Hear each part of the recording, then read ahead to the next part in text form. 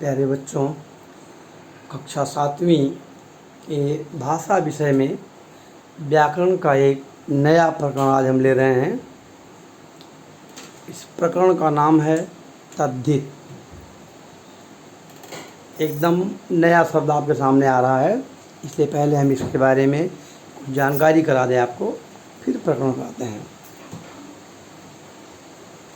शब्द भेद में हम पढ़े थे कि इसके कुल 8 भेद हैं, जिसमें से संज्ञा, सर्वनाम, विशेषण और क्रिया तक की जानकारी इस वर्ष भी आपको कराई जा चुकी है।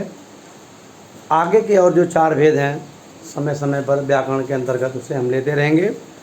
इन 4 शब्द भेदों की बात इसलिए कर रहा हूँ क्योंकि जब हम तद्धित के बारे में पढ़ेंगे, आज का जो हमारा विषय है, प्रकरण है तद्धित, तो तद्धित की जानकारी ठीक से हमें मिले, इसके लिए संज्ञा, सर्वनाम और विशेषण, इन 3 प्रकार के शब्दों का अच्छी तरह से ज्ञान होना ज़रूरी है, क्योंकि संज्ञा, सर्वनाम और विशेषण से ही तद्धित बनते हैं। तद्धित भी एक प्रकार का शब्द है। अब हम इसके बारे में देखते हैं, तद्धित किसे कहते हैं, क्योंकि बात आपके मन में आएगी कि नया शब्द है, ये है क्या, तो तद्धित किसे कहते हैं, इसका उत्तर हम आपको दे रहे हैं। किसी संज्ञा, सर्वनाम या विशेषण शब्द में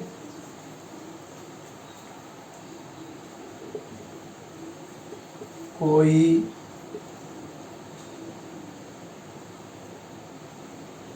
प्रत्यय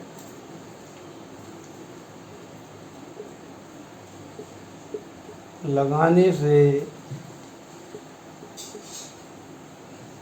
जो नया शब्द बनता है उसे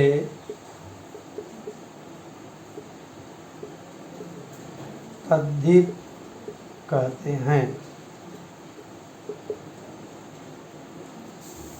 मैंने पहले जो शब्द के 4 भेद बताए थे, संज्ञा, सर्वनाम, विशेषण और क्रिया, उसमें से पहले 3 संज्ञा, सर्वनाम या विशेषण, इस 3 प्रकार के शब्दों में कोई प्रत्यय लगा दिया जाए तो प्रत्यय लगने के बाद एक नया शब्द तैयार होगा, और वह जो नया शब्द तैयार होगा उसी नए शब्द को हम तद्धित कहते हैं।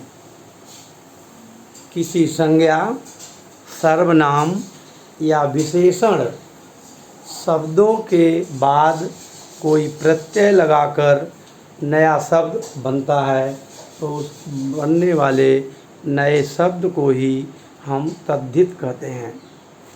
उदाहरण, एक शब्द हम लेते हैं, फिर आपको समझ में आ जाएगा।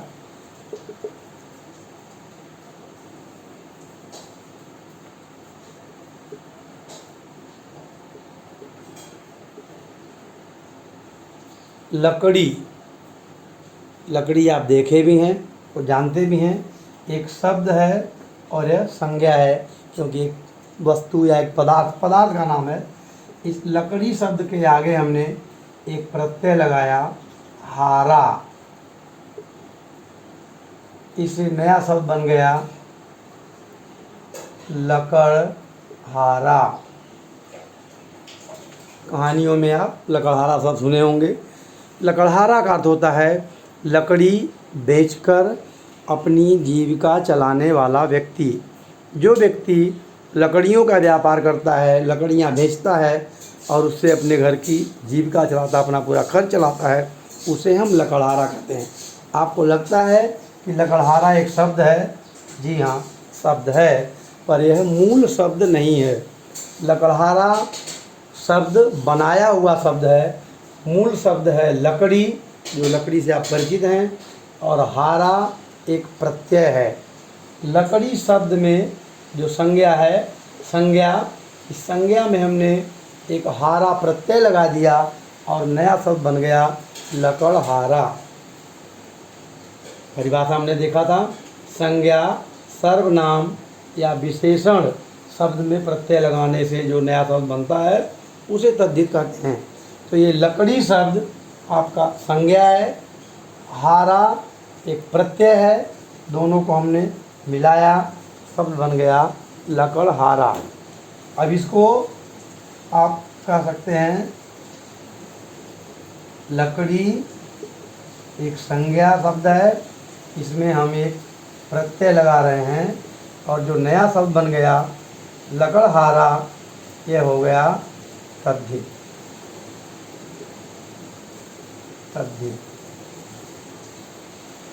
थोड़ा सा हम पीछे जाते हैं। पीछे आप लोग प्रत्यय के बारे में पढ़ चुके हो।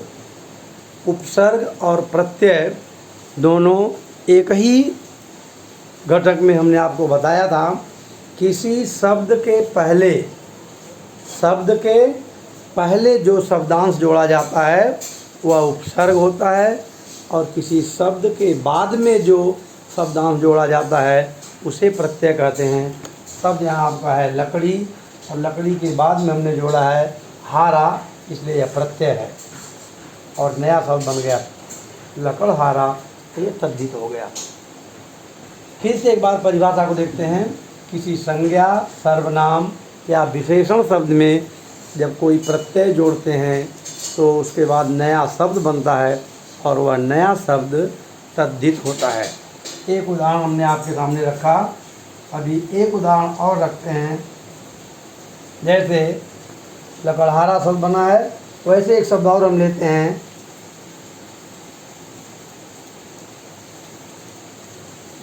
बच्चा। बच्चा एक शब्द है, पन, इसमें एक प्रत्यय जोड़ा गया और नया शब्द बन गया बचपन। बच्चा शब्द में पन प्रत्यय जोड़ा गया, नया शब्द बन गया बचपन, और यह बचपन शब्द तद्धित है। इसको समझने के लिए फिर हम लेते हैं बच्चा विशेषण है, सॉरी, जब आप कहते हैं कि भाई ये तो अभी बच्चा है, यह एक विशेषण है, विशेषण शब्द, और इसमें हमने प्रत्यय लगाया और जो नया शब्द बन गया वो हो गया तद्धित। दो उदाहरण हमने आपके सामने रखा। ऐसे ही और भी कई उदाहरण हम ले सकते हैं। एक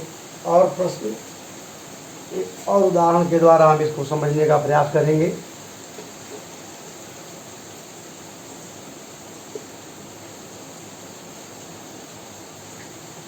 ऊंचा। ऊंचा एक विशेषण शब्द है और इसमें हमने एक प्रत्यय लगा दिया आई, और ये बन गया ऊंचाई। तीसरा उदाहरण, ऊंचा विशेषण है और आई प्रत्यय है, प्रत्यय लगाने के बाद हमको एक नया शब्द मिल गया ऊंचाई। एक और उदाहरण हम आपके लिए लेते हैं, अपना, और इसमें प्रत्यय लगा दिया गया पन, नया शब्द बन गया अपनापन। अब आप देखिए, अपना या पराया हम बोलते हैं, यह वस्तु हमारा अपना है। तो ऐसे ही अपना शब्द है विशेषण, पन प्रत्यय लगा दिया और अपनापन जो नया शब्द बन गया ये हो गया तद्धित। ऊपर के उदाहरण में थोड़ी सी गलती हो गई थी, तद्धित। अब ये विशेषण संज्ञा या सर्वनाम, इसको हम बार बार नहीं लिख रहे हैं। एक और उदाहरण देखते हैं, समाज, और इसमें हमने इक प्रत्यय लगा दिया, नया शब्द बन गया सामाजिक, और यह तद्धित है। ऐसे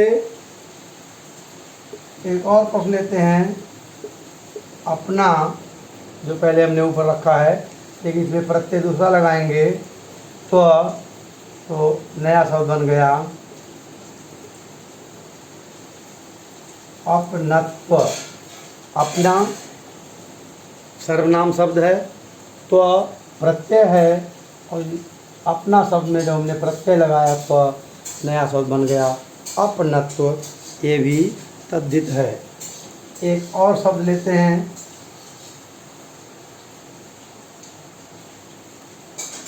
प्रकृति। प्रकृति, इसमें हमने इक प्रत्यय जोड़ा और नया शब्द बन गया प्राकृतिक, और यह प्राकृतिक शब्द तद्धित हो गया। इस तरह से हम देखते हैं कि किसी संज्ञा, सर्वनाम या विशेषण शब्दों में कोई प्रत्यय जोड़ने पर जब नया शब्द तैयार होता है तो वही नया शब्द ही तद्धित कहलाता है। तद्धित शब्द को आप एक चीज़ ध्यान में रखेंगे, अधिकांश तद्धित शब्द या तो संज्ञा ही रहते हैं या तो फिर विशेषण के रूप में काम करते हैं। जैसे ऊंचाई, कोई स्थान बहुत ऊंचाई पर है तो ये संज्ञा हो गया। अपनापन, जिन शब्दों में भी लास्ट में पन रहता है वह भी संज्ञा होता है। सामाजिक, यह अपने आप में विशेषण है। अपनत्व संज्ञा है, प्राकृतिक विशेषण है। यानी संज्ञा, सर्वनाम और विशेषण में प्रत्यय लगाने से तद्धित शब्द बनते हैं, और तद्धित शब्द खुद अगर उनका हम विश्लेषण करें तो या तो वो संज्ञा में होते हैं या विशेषण में होते हैं। बस आज के दिन इतना ही।